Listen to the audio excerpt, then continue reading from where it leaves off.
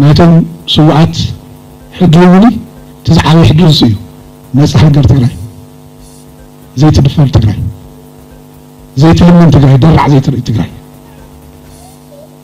تعرف شو زيت ولا تجري ሰላም ጤና ይስጥልን ክቡራትና ክቡራን የኢትዮ ታይምስ ቤተሰቦች ለሰዓቱ የተመረጡ አዳዲስ መረጃዎችን ይዘንላችሁ ቀርበናል። ከመረጃዎቻችን መካከልም በእነ ዶክተር ደብረጽዮንና ሞንጆሪኖ የሚመራው የህወሓት ቡድን መፈንቅለ መንግስት ለማካሄድ በትናንትናው ዕለት ዝግጅቱን እንደጨረሰ መረጃዎች ወጥተዋል። በሌላ በኩል ደግሞ ለህወሓት አመራሮች መከፋፈል ምክንያት የፕሪቶሪያው ስምምነት እንደሆነ ዶክተር ደብረጽዮን ገብረ ሚካኤል መናገራቸው ነው የተሰማው። በሌላ መረጃ ደግሞ ጄኔራል ክንፈዳኛው ህዝባችንን ወደ ቦታው ከመለስን በኋላ እንገነጠላለን የሚል መልእክት ማስተላለፍ ፋቸውም ተሰምቷል። ይህን መረጃ በዜናችን በዝርዝር እናስደምጣቸዋለን። ከዚህ ቀደም ገዝተን ከታጠቅናቸው ድሮኖች የሚለያቸው በከፍተኛ አልቲቲዩድ መብረር መቻላቸው ነው። በአርቲፊሻል ኢንተለጀንስ የታገዙ በመሆናቸው ሪደንደንት ኮሚኒኬሽን ሲስተም ያላቸው መሆናቸው አንቲ ድሮን ጃመር ስላላቸው ነው ሲሉ ጠቅላይ ሚኒስትር ዶክተር አብይ አህመድ ተናግረዋል። ጠቅላይ ሚኒስትሩ ይህን የተናገሩት በትናንትናው ዕለት ስካይዊን ኤሮኖቲክስ የተሰኘ ኢንዱስትሪን ባስመረቁበት ወቅት ነው። በዜናችን በዝርዝር የምንመለከተው ሌላኛው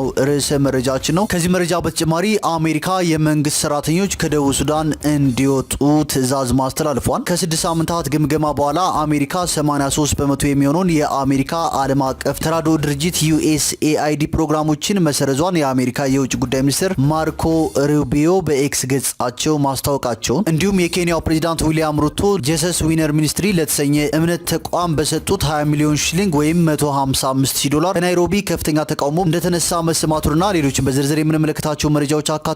ቻናላችንን ሰብስክራይብ በማድረግ የደወል ምልክቷን በመጫንና መረጃው ለብዙዎች እንዲዳረስ ላይክ በማድረግ እስከ መጨረሻው አብራችሁን ቆዩ።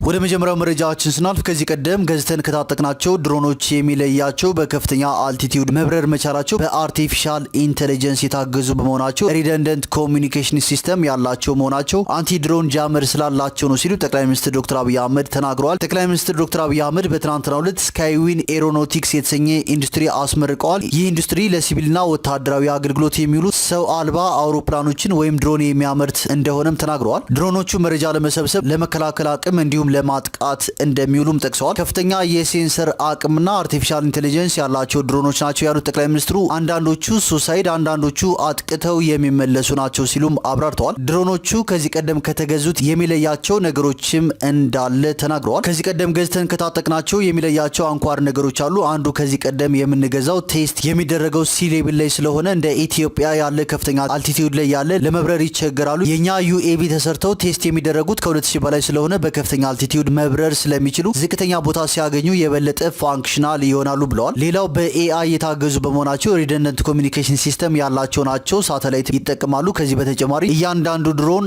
አንቲ ድሮን ጃመር አለው ሲሉም ገልጸዋል። ከውጭ የሚመጡት በኢትዮጵያ አልቲቲዩድ ለመብረር ይቸገራሉ ሲሉም ዶክተር አብይ አክለዋል። ጠቅላይ ሚኒስትሩ አቅም አባዢ አዳዲስ የጦር አቅሞችን በገዛ ገንዘባችን ለመታጠቅ ያደረግነው ሙከራ አልተሳካም ያሉ ሲሆን ድሮን ገዝቶ ለመታጠቅ የምንፈልገው አይነት የምንፈልገውን ቅርጽ መግዛት እንዳንችል ሻጮችም ሌሎችም ጫና ያሳድሩብን ነበር። በኋላ ድሮን ገዝተን መታጠቅ ስንችል አጠቃቀሙ በፈለግነው ልክ ኦፕሬት ለማድረግ ፈተና ነበር ብለዋል። ዛሬ ግን በኤአይ የታገዙ ለማጥቃት የሚውሉ ሱሳይድ ድሮኖችን ጭምር በኢትዮጵያ በዚህ ልክ ተመርቶ ማየት ለእንደኛ አይነት ህልመኛ ግለሰቦች አስደማሚ ውጤት ነው ሲሉም ተደምጠዋል። ኢንዱስትሪው ድሮኖችን ከኢትዮጵያ ባሻገር ለውጭ ገበያ ማቅረብ የሚያስችል አቅም አለው ሲሉም ተናግረዋል። ገበያ በስፋት ማፈላለግ አለብን ያሉት ጠቅላይ ሚኒስትሩ በአፍሪካ ገበያ በስፋት እየሸጥን ተጠቃሚው ራሱ ከሚገጥመው ፈተናና ችግር በሚያመጣው ግብአት መሰረት ማሻሻል ይጠበቅብናል ብለዋል። የድሮን ቴክኖሎጂ ከአቪዬሽን ጋር የሚያያዝ ቢሆንም በውስጡ ከባድ የሚባሉ ኮምፖነንቶች አሉት። አንዱ ኤአይ ነው። የስማርት ሴንሰር በሌላ ተቋም ቢሆን ማምረት ማጠናከር ያስፈልጋል ሲሉም ገልጸዋል። ከዚህ አሁን ተመረቀ ከተባለው ኢንዱስትሪ በተጨማሪ በአየር ኃይልና በኢንሳ የሚሰሩ ድሮኖችም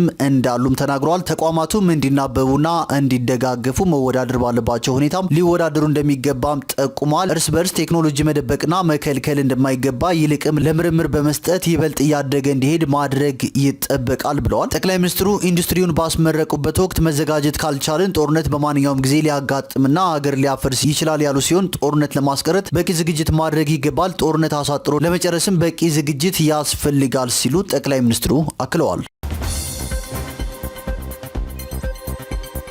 ወደ ቀጣዩ መረጃችን ስናልፍ ለህወሓት አመራሮች መከፋፈል ምክንያት የፕሪቶሪያው ስምምነት እንደሆነ ዶክተር ደብረጽዮን ገብረ ሚካኤል ተናግረዋል። አንዳንዴ ሞቅ ሌላ ጊዜ ደግሞ ረገብ እያለ የቀጠለው የህወሓት አመራሮች ሽኩቻ መነሻው በፕሪቶሪያው ስምምነት ላይ የተሳተፈው የአቶ ጌታቸው ረዳ ቡድን ምን መፈጸምና ለመፈጸም እንዳለበት በተገቢ ሁኔታ ሳይደራደር ትዕዛዝ ተቀብሎ በመምጣቱ ምክንያት መሆኑን የህወሓት አንደኛው ክንፍ ሊቀመንበር ዶክተር ደብረጽዮን ገብረ ሚካኤል ተናግረዋል። ዶክተር ደብረጽዮን ዘ ኒው ሁማኒታሪያን ከተሰኘ ሚዲያ ጋር በነበራቸው ቆይታ የፕሪቶሪያ ስምምነት አሁን በትግራይ ፖለቲካ ሊቃን መካከል ለሚታየው መቆራቆስ ዋነኛ ምክንያት ነው በማለት ስምምነቱን የክፍፍሉ መነሻ ብለውታል። አቶ ጌታቸው ወደ ደቡብ አፍሪካ ይዘውት የተጓዙ ተደራዳሪ ቡድን በጦርነት ለደቀቀችው ትግራይ ጦርነቱን ብቻ እንዲያስቆምና ከዚህ ያለፈም ያነሰም ነገር እንዳይፈጽም ነበር ተልእኮ የተሰጠው ያሉት ዶክተር ደብረጽዮን የክልሉ መንግስት የሚያፈርስ ትዕዛዝ ጭምር ይዘው መጥተዋል በማለት ተደራዳሪ ቡድኑን ኮንነዋል። የስምምነቱ ሙሉ ውሎች በፌዴራል መንግስት የተቀረጹ ናቸው። የእኛን ተደራዳሪ ቡድን በቀላሉ ትዕዛዞችን እየተቀበላችሁ እንጂ እየተደራደራችሁ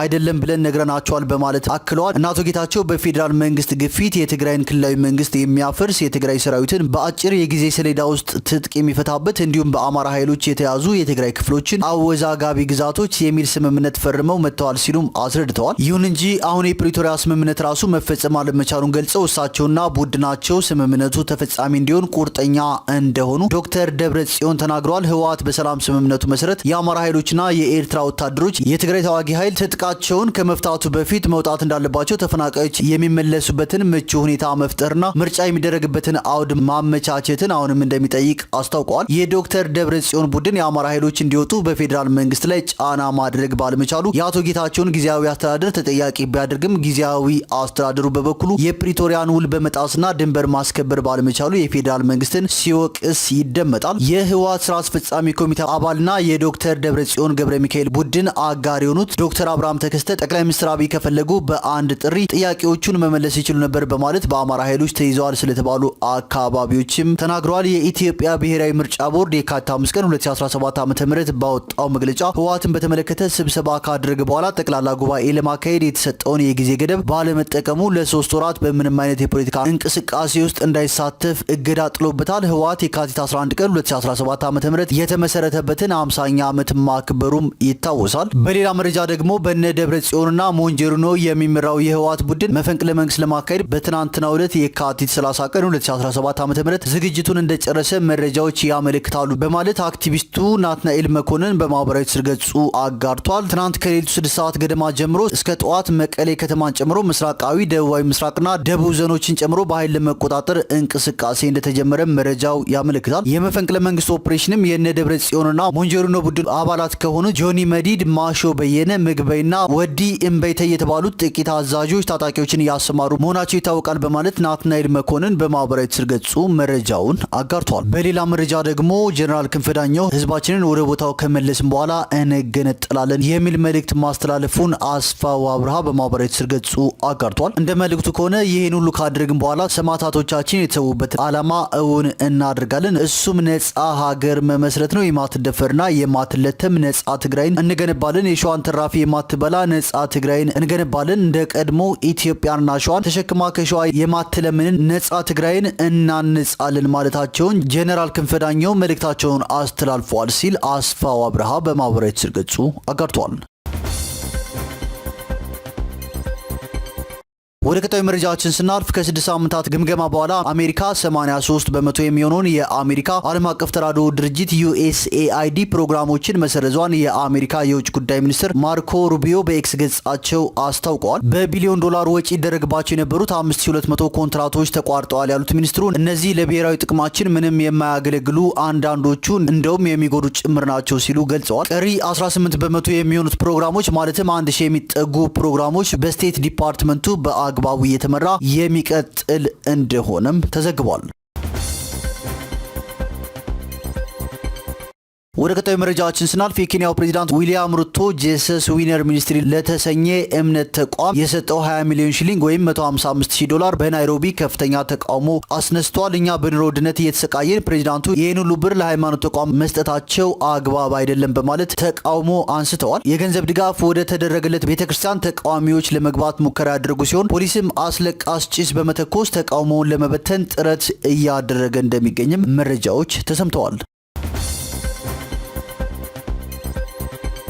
ወደ ቀጣዩ መረጃችን ስናልፍ አሜሪካ የመንግስት ሰራተኞች ከደቡብ ሱዳን እንዲወጡ ማዘዟ ተሰምቷል። ዩናይትድ ስቴትስ ደቡብ ሱዳን ውስጥ እየታየ ያለው ውጥረት እየበረታ በመምጣቱ ከአስቸኳይ ጊዜ ሰራተኞች ውጪ ያሉ የመንግስት ሰራተኞች አገሪቱን ለቀው እንዲወጡ አዛለች። የአሜሪካ የውጭ ጉዳይ መስሪያ ቤት ትናንት ባወጣው የአስቸኳይ ጊዜ የጉዞ ማስጠንቀቂያ በደቡብ ሱዳን ጦርነቱ መቀጠሉንና ህዝቡ በቀላሉ ሊያገኛቸው የሚችላቸው የጦር መሳሪያዎች መኖራቸውን በማመላከት የአስቸኳይ ጊዜ ሰራተኞች ያልሆኑ የመንግስት ሰራተኞች በሙሉ ከደቡብ ሱዳን ዋና ከተማ እንዲወጡ አዟቸዋል። ከደቡብ ሱዳን ምክትል ፕሬዝዳንት ሪክ ማቻር ጋራ ጥብቅ ግንኙነት ያለው የታጠቀ ቡድን ማክሰኞ ዕለት በሰሜናዊ የአገሪቱ ክፍል የሚገኝ የጦር ሰፈር ላይ ወረራ ማካሄዱን ተከትሎ ለማቻር ታማኝ የነበሩት የጦሩ ምክትል አዛዥ ጀኔራል ጋብርኤል ዱፕላም እና 2 ሚኒስትሮች ለእስር መዳረጋቸውም ተሰምቷል።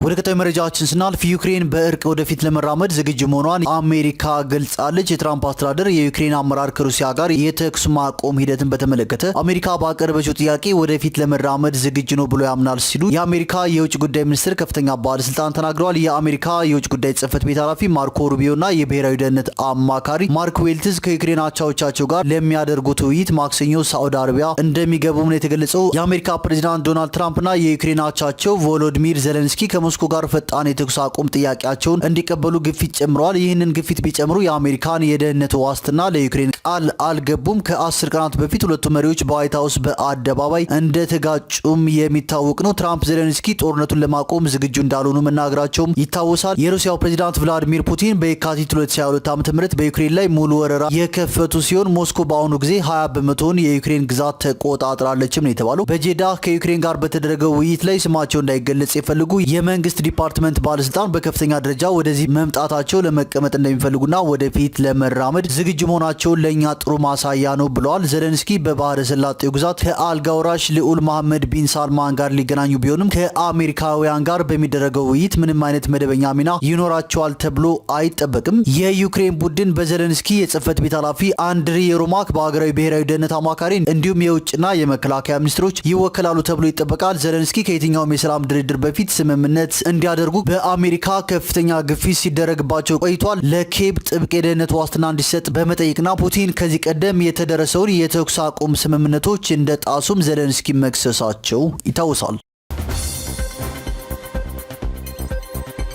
ወደ ቀጣዩ መረጃችን ስናልፍ እስራኤል በመላው ጋዛ የኤሌክትሪክ ኃይል አቅርቦት ማቋረጧ ተገልጿል። የአገሪቱ የኢነርጂ ሚኒስትር አሊ ኮህን ታጋቾችን ለማስለቀቅና ሐማስ ከጦርነቱ በኋላ በጋዛ ህልውና እንዳይኖሩ ለማረጋገጥ ሁሉንም አማራጮች እንጠቀማለን ሲሉ ተናግረዋል። ሚኒስትሩ የሰጡት ትዕዛዝ በተለይ የተጣራ የመጠጥ ውሃ ለማቅረብ የሚውሉ ማሽኖችን ከስራ ውጭ እንደሚያደርግ ተገልጿል። የጠቅላይ ሚኒስትር ቤንያሚን ኔታንያሁ አስተዳደር በቀጣይም ወደ ጋዛ ውሃ እንዳይገባ ሊከለክል እንደሚችል ነው የተነገረው። እስራኤል ባለፈው ሳምንት እሁድ ማንኛውም የሰብአዊ ድጋፍ ወደ ጋዛ እንዳይገባ ማገዷም ይታወሳል።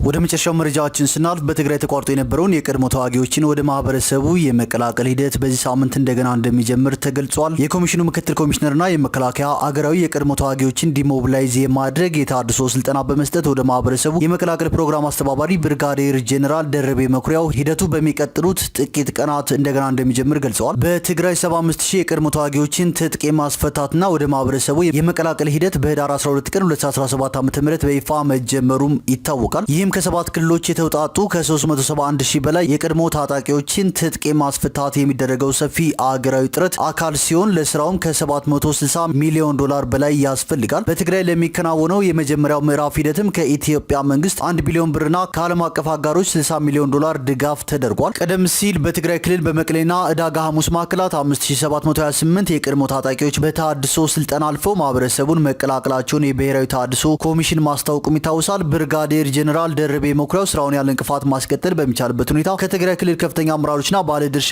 አካላት ጋር ሰፊ ውይይትና በቀጣይ ተግባራት የጋራ እቅድ ላይ ምክክር መካሄዱን ገልጸዋል። በሚቀጥሉት 4 ወራት ውስጥ በትግራይ ክልል 67000 የቀድሞ ተዋጊዎችን በፕሮግራሙ በማሳተፍ ወደ ማህበረሰቡ የመቀላቀል ስራ ተጠናክሮም ይቀጥላል ብለዋል። የትግራይ ክልል ጊዜያዊ አስተዳደር ምክትል ፕሬዚዳንትና የክልሉ የሰላምና ጸጥታ ካቢኔ ኃላፊ ሌተናንት ጄኔራል ታደሰ ወረደ በበኩላቸው በፕሪቶሪያው የሰላም ስምምነት መሰረት የቀድሞ ተዋጊዎች ትጥቃቸውን በማስረከብ በኮሚሽኑ የሂደቱ ትግበራ ፕሮግራም መሰረት የታድሶ ስልጠና እየወሰዱ ወደ ማህበረሰቡ እንዲቀላቀሉ በሂደት በዘላቂነት እንዲቋቋሙ ክልሉ አስፈላጊውን ድጋፍና ትብብር ያደርጋልን ብለዋል። ሌተናል ጀነራል ታደሰ አክሎም በምዝገባ ወቅት የሚኖረው የማረጋገጥና የዲጂታል ምዝገባ ስራ የቀድሞ ተዋጊዎች የተጀመረው የዲሲአር ስራ ዓለም አቀፍ ደረጃውን የጠበቀ እንዲሆን ያደርገዋልም ብለዋል። ማህበረሰቡም ለልጆቹ መልካም አቀባበል በማድረግ ለሰላምና ለልማት የበኩላቸውን እንዲወጡ እንዲያግዝና እንዲደግፍ ምክትል ፕሬዚዳንቱ ጥሪያቸውን አስተላልፈዋል። ብሔራዊ ተሃድሶ ኮሚሽን ህዳር 2017 ዓ.ም ሀገራዊ የዲዲአር ፕሮግራም በይፋ ከጀመረ ወዲህ በትግራይ፣ በአማራ፣ በኦሮሚያና በአፋር ክልሎች ከ17400 በላይ የቀድሞ ተዋጊዎችን የታድሶ ስልጠና በመስጠት ወደ ማህበረሰቡ እንዲቀላቀሉ ማድረጉንም አስታውሷል። ከዚህም ውስጥ 8000 የሚሆኑት በትግራይ ክልል የተከናወነ